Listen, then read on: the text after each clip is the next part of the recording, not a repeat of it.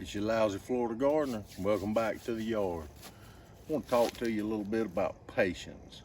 When it comes to gardening, there ain't no two ways about it.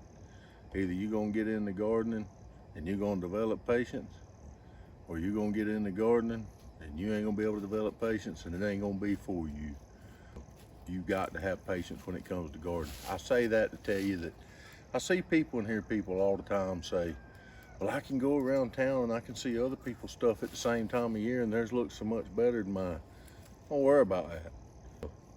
Everybody's place is different. Your neighbor's soil is different. The amount of light he's getting is different. Don't set an expectation. Grow it. Grow your stuff. Grow it just to watch your stuff develop. Because I've seen times where other people's didn't do as good as mine. I've seen times where mine come out early and did great all year. I've seen times where it looked poor at the beginning of the year, and by the end of the year, it looked better than anybody's around me. So, patience. You gotta have patience. Don't be comparing your stuff to other people. Ask advice, get tips and tricks. But don't just decide because your plants aren't growing like their plants, it's the same thing, that you're doing something wrong. Give it some time, watch them for a year or two.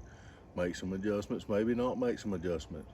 Enjoy what you're producing by striving to do better without critiquing yourself because yours doesn't look like everybody else. So keep working at it, keep growing, keep planting, and develop that patience. Appreciate y'all joining me.